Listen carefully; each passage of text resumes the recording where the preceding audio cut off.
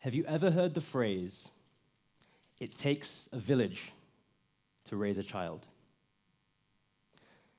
Picture this scene. A tall man is sitting on a horse. He's wearing headgear and traditional clothes. People are crowded around the horse. They're chanting and they're dancing. By what I've said so far, it probably sounds like I'm describing a rich British horse rider at an equestrian event in England. Well, actually, the man's traditional outfit is not a horse riding outfit. It's a sherwani, just like this one. And his headgear is not a skull cap, which is what horse riders wear. It's a pagadi, just like this one. And this scene isn't even set in the UK. It's set in India. I know this because I'm there to see it. Most importantly, the man isn't a horse rider at all. He's my uncle. He's getting married, and this is his wedding ceremony. The horse skips down the path, and I see hanging sehras, or beads, cover my uncle's eyes so that he won't see the bride. He gives me a sideways glance and winks at me, and I return a very small smile. I would have made it bigger, but I'm only 10 years old. I don't know if smiling is even allowed at weddings. I've certainly been to a fair few where there are no smiles at all. But suddenly the sound of beating drums echoes around me and through me. I see grinning faces wearing vibrant outfits start to dance. So I do my best to copy them. We jump and twist and shake for what feels like hours. I end up in a pile of sweat, hugs, and laughter. And that's when I feel something rising in my stomach. At first, I think, hang on, this might be the dozen plates of wedding street food I've managed to squeeze into my tiny belly. But no, the feeling is deeper than that. It's more than just food. The feeling straightens my spine and lifts my chin. It's like when you wake up early and realize your alarm won't ring for another hour. You know you're going to be on time to work or school, and the best part, you aren't even tired. It's a feeling of deep fulfillment. The next week in India feels like an inexplicable dream. It's a blur of listening to my grandparents' childhood stories, temple singing ceremonies, and there's even a kite flying festival where my cousins teach me how to slice our neighbors' kites midair. But in the blink of an eye, it's time for our return journey back to Sheffield in the UK. Sitting in the plane, I taste a tear. I'm at the age where I'm just starting to realize why I'm even crying. I'm returning home, but it feels like home is what I'm leaving behind. Where I'm going seems more like a strange, distant land. And there it is again, that feeling in my stomach. But this time, it's not rising, it's sinking. It's like when you wake up late. You've missed your alarm. You know you're going to be late to work or school, and the worst part, you're still really tired. It's a feeling of deep despair. 24 hours later, I'm sitting in a silent classroom, watching beads of rain race each other down the window pane. It feels hollow. Each school day seems to bleed into the next, and it's a polar opposite of India, where every moment pulsated with novelty. I arrive home from school one afternoon, I dump my rain-sodden bag in the corner of my bedroom, and my eye catches a Polaroid from my uncle's wedding. It's taped to my wall. But then I hear a voice from downstairs. "Archit, come play badminton with me and my friends." That's my dad. I'm reluctant at first. What fun is badminton going to be? But with my dad practically dragging me there, I groan and lace up my shoes. "Stupid game," I mutter as I strike the shuttle for the first time. But an hour later, I'm dripping in sweat and trying my best to hide an ear-to-ear smile. A week after this, I start training sessions with other kids my age. We sing along to the radio on the way to training. We ask gray-haired coaches about how they used to play with wooden rackets. And we even share a pizza once in a while after a tough training session. A few years on, I get selected to represent my county in team events which last the whole weekend. There are even discos on the Saturday nights, and it's at one of these discos that I pause mid-Macarena and feel something strangely familiar rising in my stomach. This is beautiful, I whisper. One of my teammates snaps me out of my trance just in time for the, "Hey, Macarena, hey." But I know now that I have found my village once again.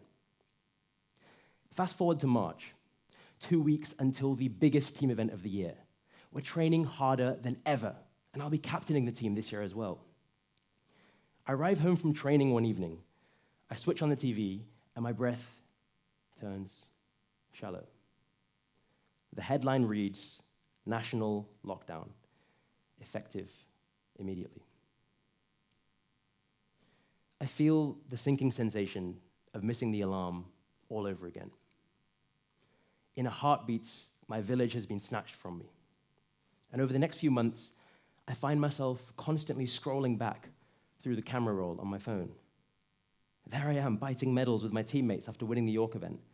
And there I am again, smiling with my arms up at a disco. I scroll down much further, and I see a photo of a shy-looking boy with a very small smile next to a man on a horse. My eyes glaze with tears. I start to ask myself, did this all really happen? Or was it just a dream? 3 months later, I'm walking up my road. It's a cloudy Saturday afternoon in June, but some neighbors are sitting out front, socializing from afar. As I'm walking, I pass a woman tapping frantically on her iPad, a 7-year-old kid scrolling on TikTok, an old man playing a tune on his guitar, a dog biting a... Wait, hang on. That old man, that tune, that sounded familiar. Here comes the sun, do-do-do-do. Here comes the sun, and I say... have you been playing guitar a long time? I ask him nervously. 51 years, give or take. Now I'm 18 years old at this point, so I scratch my head thinking, 51? That's only 3 times my age.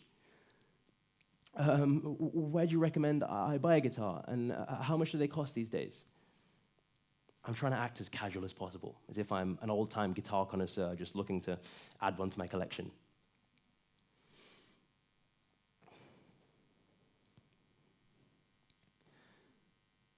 I brace, expecting him to say a price in the high hundreds, maybe the low thousands. "You can borrow one of mine," he says. "Really?" My scrunched-up face turns to a smile. "Yeah, of course, I've got plenty of spares. Come on in, follow me." My name is Peter, by the way. Peter leads me into his house, and over the next few weeks, him and I sit in his garden, and he teaches me some basic guitar chords. I practice until my fingertips are numb, but before long, I can play simplified versions of the songs I used to sing in the car. I start recording these songs and sending them to my friend's group chat. "No way, this isn't you. Someone must have stolen your phone and recorded this, Archit," one message reads. But after the lockdown restrictions start to ease, I start attending open mic events at a local pub. There, I meet other musicians my own age and some more seasoned singers in their 60s, 70s, and even 80s. Simon and Garfunkel covers are a popular favorite, but by the end of the night, we're playing all kinds of tunes. We're sharing stories, snacks from the bar, and we're even dancing. It's a room filled with fearless voices and the twang of acoustic guitar riffs. That's us. That's our village. A hodgepodge of oldies and youngsters coming together to share melodic stories. And soon after, the sports centers reopened too. So now every night of the week, I'm playing a stringed instrument, either a badminton racket, an acoustic guitar, or sometimes both. But we leave that story 4 years ago, when I was 18. Where am I now, at age 22? Well, I still play badminton, I still play guitar, and I even get to spend 2 months each year in India now, thanks to my remote tech job. I have several villages to raise me now, but it's not by accident anymore. It's on purpose. But why does this story matter? Yeah, okay, I met some people, I picked up some hobbies, I was sad, then happy, then empty, then happy again. But that's just the typical teenage roller coaster, right? Well, that's one way of seeing it. Another explanation is that I was desperately trying to fill a pit inside of me. A pit that couldn't be filled by a single activity, achievement, or person. A growing tree sapling needs soil, water, sunlight, and perhaps even a wooden rod for support. And as humans, we are not too different.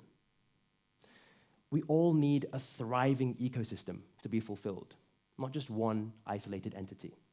We need a village to raise us, even if we're not children. And a village shouldn't be limited to blood relatives. It can be anyone you do the golden 6 actions with. And what are the golden 6? Well, they spell out a nice acronym. Posted. 6 may seem like a big number, but don't see the posted framework as a to-do list to be ticked, but rather a happiness menu that you can order from. P is for playing. Playing badminton, chess, frisbee, or anything that gets you feeling like a kid in a playground again. And the big kids can play too. Studies show that older adults who engage in social play slow down cognitive decline and skyrocket their mood. O is for old people. They don't have to wear dentures. Someone who's just a decade older than you could shed light on a worldview you've never considered. In Poland, for example, you probably hear stories about the PRL period. S is for singing. Try singing along to a karaoke track or some basic guitar chords. And don't worry, we're not auditioning for the next Ed Sheeran. It's actually a lot more fun if you sing out of tune. In Poland, many people like to sing śpiewanie kolęd around Christmas time. T is for teaching. You don't have to be a professor or write a groundbreaking bestseller. It's the little things, like helping a grandparent use technology better or helping a sibling with their homework. Tiny acts of service like these will remind you how much impact you can really have. As they say, when one teaches, 2 learn. E is for eating. Try baking something fluffy or crispy and sharing it with a neighbor. Whether it's Polish delicacies like schabowe or Indian snacks like golgappe, food is so much more than just calories on a plate. It's a portal to lifelong connections. D is for dancing. It's baffling how you can transform your mental state by simply tapping your feet along to a basic beat and absorbing the energy of those around you who are doing the same. Dance is now a well-researched form of therapy. And as they say, we don't stop dancing because we grow old. We grow old because we stop dancing. The posted framework may seem a little too simplistic to be effective. It's not revolutionary. In fact, evolutionary might be a better word to describe it. Because the elements of the framework predate modern society and perhaps even human civilization. And this probably explains those feelings I had. Remember those gut feelings of the stomach rising and sinking during the story? Well, what if they were just primal signals of what truly matters for both me and what mattered to my prehistoric ancestors? We live in the loneliest period in history. We scroll past thousands of people every single day. But as our phone battery ticks from 1% to 0%, all we see is a black screen, and in it, our own reflection. That's when we realize we're completely alone. Knocking on a neighbor's door, holding a tray of slightly burnt cupcakes, stepping into a puddle while playing frisbee with your dad. These are all ways of reaching out a hand and saying, here, come with me. We'll give it a try together. We're not perfect, but we're enough. When I was 10, on that flight back from India, I thought a village had to include grand festivities, vibrant outfits, and preferably a horse or two. But now, a dozen years later, I realize it's so much more, or perhaps so much less. A village is simply anywhere and anyone that feels like home. Your village can certainly raise you. That starts from today. But how can you raise your village? That's the question we should all be asking ourselves as we venture onwards. Because the future we forge will become the present which our children will unwrap. So let's give to our villages with open hands and full hearts. Because as Elbert Hubbard said, the only love you get to keep is the love you give away. Thank you.